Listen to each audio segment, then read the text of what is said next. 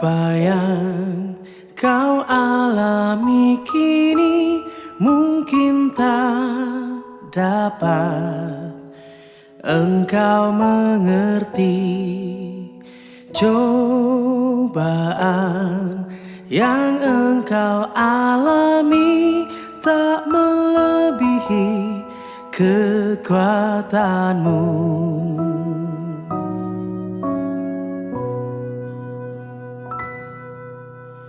Tuhanmu tak akan memberi ular beracun pada yang minta roti. Satu hal tanamkan di hati, indah semua yang Tuhan beri. Tangan Tuhan sedang merendah suatu karya yang agung mulia. Saatnya kan tiba nanti, kau lihat pelangi kasih-Nya.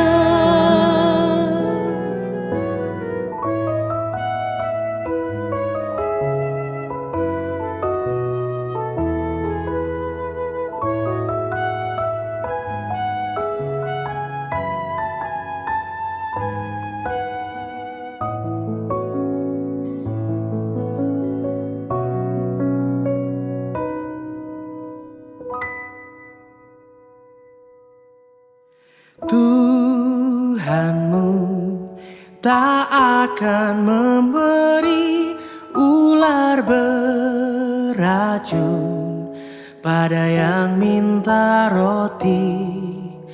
Satu hal tanamkan di hati, indah semua yang Tuhan beri. Tangan Tuhan sedang merendah suatu karya yang agung mulia. Saatnya kan tiba nanti, kau lihat pelangi kasih-Nya. Tangan Tuhan sedang merendah suatu karya yang agung mulia. Saatnya kan tiba nanti, kau lihat pelangi kasih-Nya. Kau lihat pelangi kasih-Nya.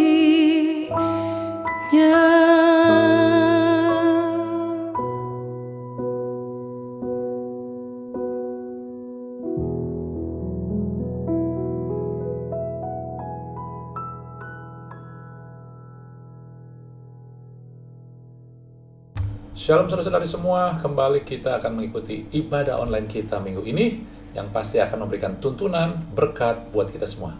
Yuk kita mulai dengan doa dulu sebelumnya. Bapa, terima kasih berkat anugerah yang tercurah buat kehidupan kami, dan lebih lagi adalah penyertaan Tuhan dengan tangan yang memegang kendali dan merangkai masa depan kami. Hari ini, apapun yang kami alami sekarang dan ke depan, kami tahu ada tangan yang berkuasa, tangan yang mengasihi kami, tangan yang memberi kami kemenangan, yang selalu memegang kendali. Berfirmanlah, tuntunlah kami, dan kami siap mendengar kebenaran firman Tuhan. Mari kita siap katakan, amin. Dari minggu lalu kita sudah lihat tentang Elia, saudari. Ya, bagaimana Elia yang oleh perintah Tuhan, dia disuruh bersembunyi di sungai Kerit, dan Tuhan pelihara dia lewat burung gagak dan juga air di sungai Kerit. Tapi kemudian, beberapa waktu kemudian, dia disuruh Tuhan ke janda di Sarfat, di daerah Sidon. Saudara tahu Sidon itu adalah daerah daripada musuh. Inilah daerah kerajaan daripada orang tua Isabel yang menyembah berhala Baal ini, saudari. Ya, kemudian jadi artinya ketika dia berpindah dari dia disuruh pindah ke Sarfat, datang ke Sarfat, ke Sidon, itu keadaan bukan yang tambah enak, karena dia masuk ke daerah musuh. Dan bukan itu aja, dia juga harus ikut bertanggung jawab ataupun dia ikut harus menjaga janda dari Sarfat dan juga anaknya. Yang saya percaya adalah orang percaya juga. Tetapi lewat kejadian ini, Elia mendapat peneguhan. Ketika anak janda ini meninggal, lalu Tuhan pakai Elia untuk membangkitkannya, maka Elia mendapat pengakuan dari janda ini, dari mulut orang percaya, mulut janda ini, sungguh engkau abdi Allah. Dan ketika Elia juga melihat bagaimana Allah membangkitkan orang mati ini, maka dia punya keyakinan semakin kokoh, tidak ada yang mustahil bagi Allah. Sehingga pada saat yang Tuhan sudah tetapkan, tujuan Tuhan buat Elia kemudian adalah melawan Baal, nabi-nabi Baal di Gunung Karmel, maka dia sudah siap, saudari. Amin. Sehingga dia penuh keberanian, penuh keyakinan, dia kalahkan nabi-nabi Baal itu, lalu dia bantai di situ. Saudara, kadang kehidupan kita juga tanpa kita sadari, kita pikir keadaan sudah nggak enak, tapi semakin nggak enak, sehingga kita penuh dengan keluhan tanpa kita nggak tahu apa yang Tuhan sedang rencanakan. Sebab kadang apa yang Tuhan sediakan harus dipersiapkan.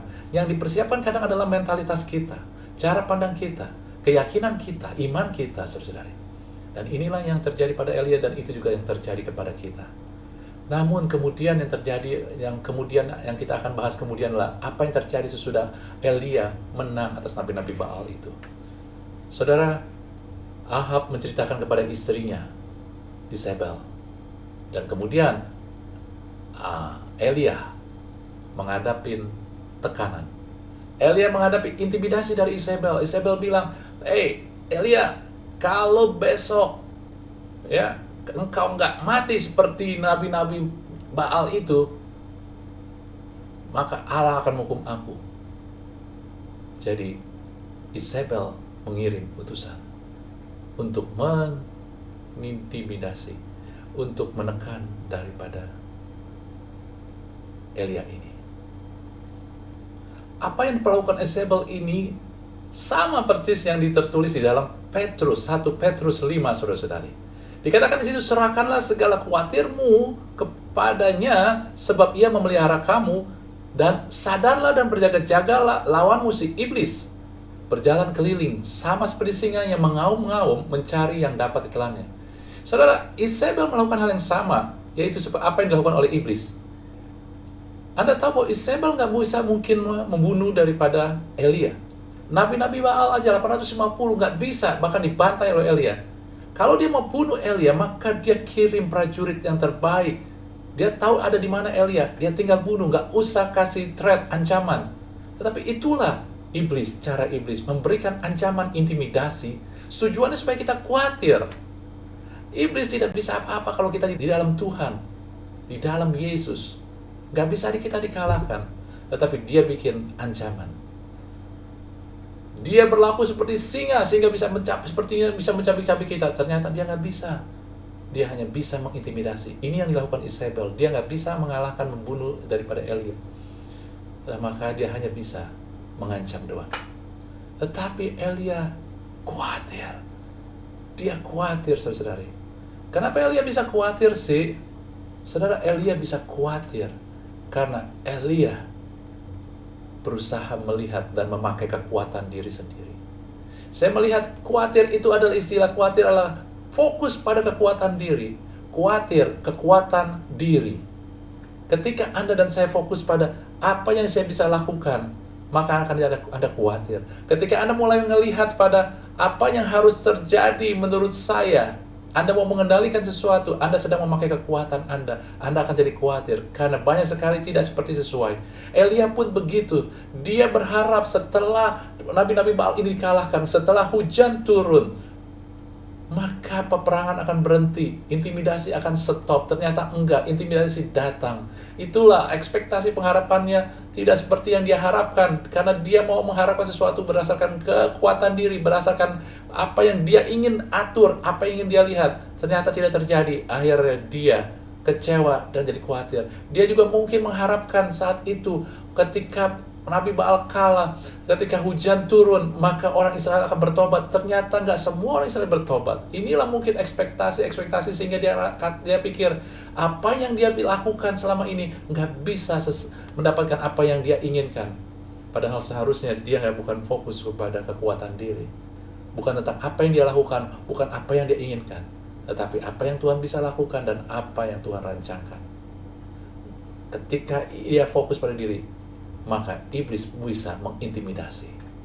Saudara-saudara, kekhawatiran adalah memikul beban yang seharusnya kita nggak pikul.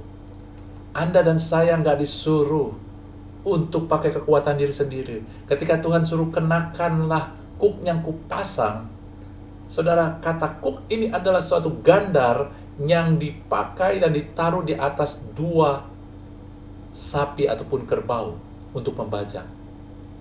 Anda dan saya juga disuruh kenakan kuk, artinya Anda gak suruh pikul sendiri, tapi disuruh pikul bersama Tuhan, dan sesungguhnya Tuhanlah yang memikul paling besar bebannya. Tapi Elia berusaha memikul sendiri, sehingga timbullah khawatir. Saudara-saudari, hari-hari ini, Anda mungkin khawatir saat ini. Bagaimana masa depan, bagaimana keadaan. Anda mungkin khawatir anak saya bagaimana. Anda mungkin khawatir keadaan saya bagaimana, kesehatan saya bagaimana. Saudara-saudari, Anda sedang memikul kuk yang bukan harusnya untuk Anda pikul. Anda sedang berfokus pada kekuatan diri, pada kemampuan diri. Karena kalau kita pada melihat pada kemampuan diri, saya nggak sanggup lagi hadapin masa depan. Ketika kita berfokus pada kekuatan diri, saya kecewa dengan keadaan. Saya kecewa dengan anak saya kecewa dengan orang tua saya kecewa dengan diri saya sendiri, dengan pasangan saya. Saudara, Anda sedang pakai kuk manusia, kekuatan diri itu. Timbullah kekhawatiran. Dan apa yang Petrus sampaikan, firman Tuhan dalam 1 Petrus sampaikan, itulah kunci untuk menghadapi kekhawatiran. Bagaimana saudara menghadapi kekhawatiran? Nah, sesungguhnya ayat 7, serahkan kekhawatiranmu kepada Tuhan, itu datang satu dengan ayat 6, saudara-saudari. Jadi ayat 6 dan 7 dikatakan, rendahkanlah dirimu di bawah tangan Tuhan yang kuat, supaya, nah kata supaya ini saudara-saudari, sesungguhnya maknanya adalah begini, ketika Anda bisa melihat tangan yang kuat, maka Anda bisa menyerahkan kekhawatiran kita. Amin. Sebab Ia yang peduli. Kata peduli, di dalam terjemahan Indonesia memelihara, tapi bahasa aslinya peduli, saudara. Kata peduli jauh lebih dalam daripada memelihara. Saya kasih contoh begini. Anda memelihara ikan. Ikan itu milik Anda. Anda bisa seenaknya aja peliharanya. Tapi kalau Anda peduli, artinya Anda mengasihi. Anda mau beri yang terbaik. Dan Tuhan tuh peduli. Dia mengasihi dan Dia mau beri yang terbaik buat Anda dan saya. Kembali kita ngelihat di sini. Saudara, bagaimana kita bisa menyerahkan kekhawatiran kita? Kadang kita ngomong, serahin ke Tuhan aja, jangan khawatir. Tapi bagaimana kita bisa nggak khawatir? Supaya kita bisa serahkan. Karena menyerahkan kekhawatiran kepada Tuhan adalah hasil daripada melihat tangan Tuhan. Saudara-saudari, merendahkan diri adalah hasil daripada melihat tangan Tuhan. Ketika Anda bisa melihat tangan Tuhan, maka Anda bisa menyerahkan kekhawatiran itu. Merendahkan diri adalah kebalikan daripada semua serba saya, rancangan saya, rencana saya, kekuatan saya. Tapi merendahkan diri adalah mulai melihat tangan Tuhan. Petrus tahu tentang ini, saudara-saudari. Petrus tahu bagaimana dia pernah mengalami tangan Tuhan ini mengangkat dia dari ketenggelaman. Ketika Yesus jalan di atas air dan dia mau juga berjalan di atas air, dia minta Tuhan supaya dia bisa berjalan di atas air juga. Tuhan suruh kembali. Oke, jalan keluar dari boatnya, dari perahunya. Dan Petrus mulai jalan keluar. Tetapi ketika dia mulai fokus pada diri dia, ada badai, ada angin berhembus, dia pikir, wow, bagaimana nih dia bisa mengendalikan? Dia mulai fokus pada diri sendiri. Mulailah dia khawatir, mulailah dia tenggelam. Lalu tangan Tuhan yang menolong. Saudara-saudari, Anda harus melihat kepada tangan Tuhan yang menolong. Maka Anda akan bisa merendahkan diri. Artinya Anda bisa menyerahkan, bukan kemauan saya Tuhan, bukan kekuatan saya Tuhan. Maka Anda bisa menyerahkan kekhawatiran Anda kepada Tuhan. Amin. Dalam hal Elia, kita ngelihat pada Elia. Tuhan berkata kepada Elia, Elia, aku masih meninggalkan 7.000 orang yang tidak menyembah Baal. Dengan kata lain, kalau saat itu pada zaman Elia, ya, zaman ketika nabi-nabi Baal itu ada, ketika orang tidak menyembah nabi-nabi ini ataupun orang-orang yang tidak menyembah Baal, maka konsekuensinya adalah mereka dibunuh. Tapi Tuhan bilang, aku sanggup menolong mereka. Dengan kata lain, amin. Ini dia. Anda harus melihat tangan Tuhan menolong. Petrus melihat tangan Tuhan ini menolong dia, tidak tenggelam. Kemudian bukan itu aja, Petrus juga masih ingat tangan Tuhan ini juga yang memberi 5.000 orang lebih makan dari 5 roti dan 2 ikan. Tangan Tuhan ini yang menyediakan, saudara-saudari. Petrus masih ingat bagaimana Tuhan ini memecah-mecahkan roti lalu membagi-bagikan kepada 5.000 orang. Luar biasa, saudari. Petrus masih ingat bagaimana tangan Tuhan ini juga yang menyediakan anggur ketika mereka kehabisan anggur di pernikahan di Kana, saudara. Dan Elia pun juga, ketika Elia lari dari Tuhan dan pengen mati karena dia fokus pada diri sendiri, saudara-saudari, karena keadaan tidak seperti yang dia inginkan, apa yang dia mau lihat, dia sedang tentang diri dia, fokus pada diri dia, timbullah kekhawatiran. Elia lari, tetapi apa yang terjadi? Apakah Allah marah? Tidak. Allah mengutus malaikatnya. Dan hal yang pertama yang malaikat itu katakan adalah, makanlah. Dan ada roti yang sudah tersedia, sudah jadi, saudara-saudari. Roti bakar dan air. Elia diperlihatkan, tangan Tuhan itu menyediakan. Lalu bukan itu aja.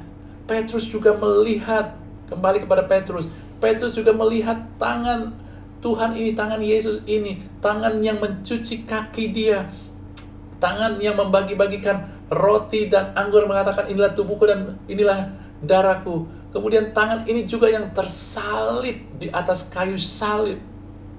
Saudara-saudari, apa maksudnya? Maksudnya ketika Yesus mencuci tangan, Tuhan mencuci kaki para muridnya, dia punya tujuan.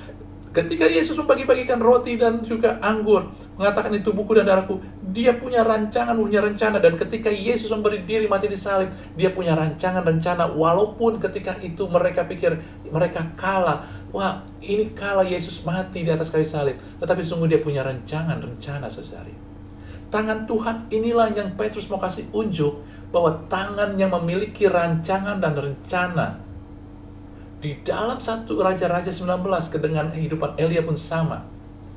Ketika Elia sudah mulai dapat kekuatan dari makan, karena disediakan Tuhan, dikasih tahu ada 7.000 orang yang tidak menyembah berhala. Kemudian Tuhan kasih tahu dia, pergi sekarang ke jalanmu, pergi ke jalanmu ke daerah padang gurun Damsik, dan disuruh untuk mengurapi Hazael menjadi Raja Aram. Anda tahu siapa Raja Aram? Raja Aram adalah musuh orang Israel. Kemudian disuruh juga mengurapi Yehu untuk menjadi Raja Israel, bangsa Israel. Kemudian juga Elisa disuruh urapi untuk menjadi nabi pengganti Elia. Apa yang maksudnya? Tuhan punya tujuan, Tuhan pegang kendali atas segala sesuatu. Tuhan pegang kendali atas musuh orang Israel, orang Aram ini. Dia yang tentukan, bukannya manusia yang tentukan. Dia yang tentukan, apalagi bangsanya Israel. Dia juga yang menentukan nabi-nabi, suara-suara apa yang dibawa oleh nabi-nabi ini. Saudara-saudari, dengan kata lain, Tuhan mau katakan dia pegang kendali bukan hanya hidup kita, tetapi terhadap segala sesuatu yang ada di sekeliling kita. Dia punya rencana. Ketika Anda dan saya mengerti tangan ini, tangan yang menciptakan dunia, tangan yang mengasihi kita, tangan yang menolong kita, tangan yang menyediakan kita, tangan yang menyentuh kita dengan kasih, tangan ini juga yang memiliki rencana-rencana, saudari, maka kita akan menjadi percaya kepada Dia. Tuhan, Engkaulah yang mengendalikan semua. Akhirnya adalah kita mempercayakan kekhawatiran ini. Akhirnya kita akan merendahkan diri, saudara. Rendah diri adalah merendahkan diri, bukan rendah diri. Merendahkan diri adalah hasil mempercayai rancangan Tuhan, kuasa Tuhan, kasih Tuhan yang selalu menolong, menyediakan buat saya dan memiliki rencana buat saya. Karena rendah diri adalah antidot ataupun lawan daripada meninggikan diri. Meninggikan diri bukan berarti saya hebat, saya orang hebat. Enggak. Anda meninggikan diri artinya buat di mata Tuhan, ketika Anda meninggikan diri adalah Anda mau melihat semua dari kacamata Anda sendiri. Anda mau mengerti semua dari cara kita sendiri, sehingga kita pikir kalau bukan cara kita, nggak bisa. Kalau apa yang kita inginkan nggak terjadi, tidak terlihat, kita pikir itu berantakan. Itu namanya meninggikan diri. Itu yang mendatangkan khawatir. Anda ngerti itu? Ya. Lalu kemudian Tuhan ngomong apa lagi dalam 1 Petrus 5 ayat 9 ini? Ya, lawanlah dia dengan iman yang teguh, sebab kamu tahu bahwa semua saudaramu seluruh dunia menanggung penderitaan yang sama. Tuhan ngomong bukan lawan arti kita harus bertemu. Kata aslinya adalah berdirilah, hadapilah. Jangan lari. Elia lari. Tapi Tuhan mau hadapi. Ketika kita hadapin, Tuhan enggak akan biarkan kita sendiri.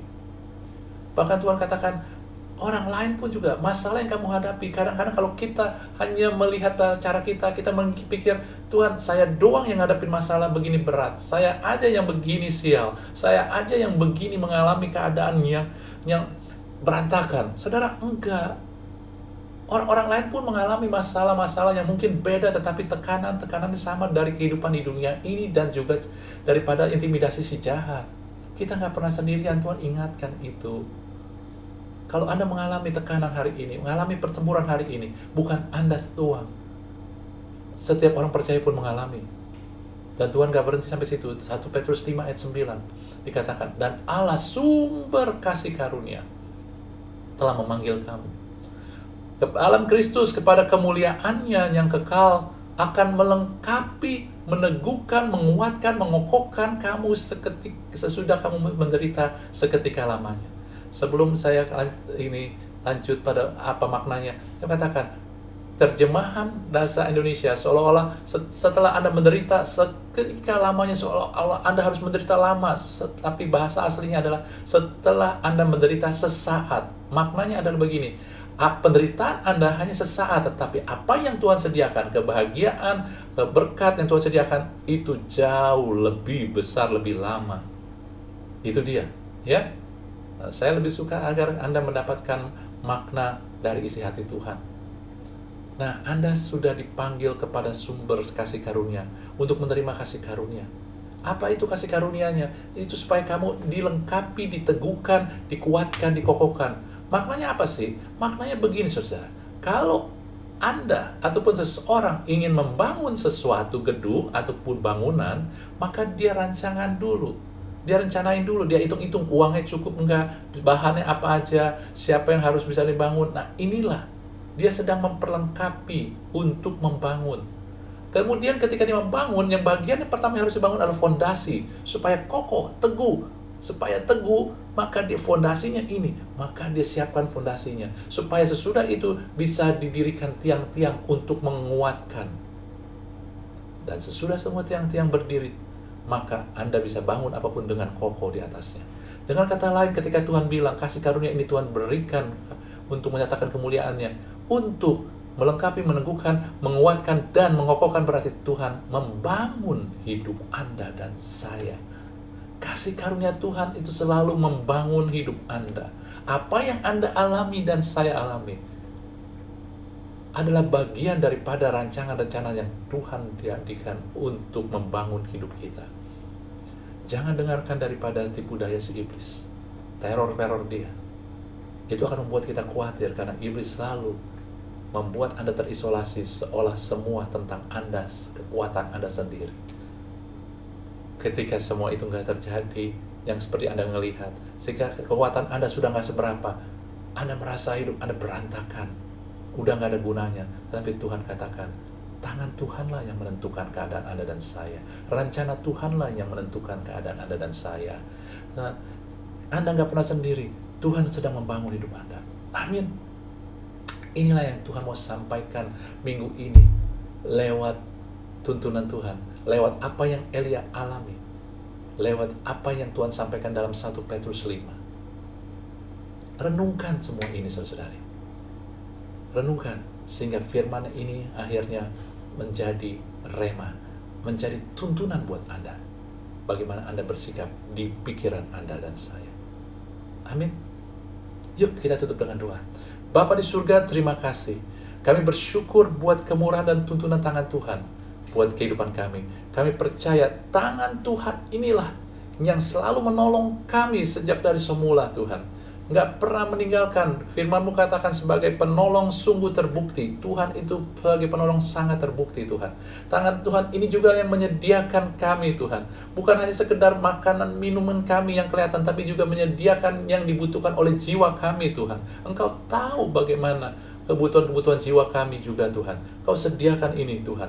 Dan tangan Tuhan ini juga yang punya rencana, Tuhan, yang menghidupkan kami, rancangan masa depan penuh harapan, rancangan damai sejahtera, rancangan yang menyatakan anak cucu kami hidup perkasa, Tuhan. Rancangan yang mengatakan bahwa hidup kami itu dibangun senantiasa di atas kasih karunia Tuhan, bukan di atas kemampuan kami, tapi kemurahan Tuhan untuk menyatakan kemuliaan Tuhan. Rancangan di mana Engkau menyatakan bahwa kami dipanggil untuk menjadi saksi perbuatan-perbuatan-Mu yang ajaib, Tuhan. Terima kasih, Tuhan. Biar kami bisa melihat ini, Tuhan. Sehingga hidup kami bukan tentang kami. Hidup kami adalah kami berjalan dengan Tuhan yang memegang kendali. Hidup kami adalah hidup tentang menyatakan kemuliaan Tuhan. Karena Tuhan punya rencana membangun kami untuk menyatakan kemuliaan Tuhan. Terima kasih, Tuhan. Dan kami tahu tangan yang sama ini, Tuhan, yang telah tersalib, memberikan kehidupannya buat kami. Tangan ini juga yang telah menebus kami, yang memberikan kami kejaminan atas semua janji Allah. Tangan ini juga, Tuhan, yang saat ini memberkati kehidupan anak-anak Tuhan. Sebab apa yang Tuhan berkati, diberkatilah untuk selamanya. Terima kasih, Tuhan Yesus. Di dalam nama Tuhan Yesus, kami nyatakan, kami telah terima apa yang Tuhan telah berikan. Dan tangan Tuhan inilah yang akan memberikan kami kemenangan. Haleluya. Amin. Tuhan berkati kita semua, saudara.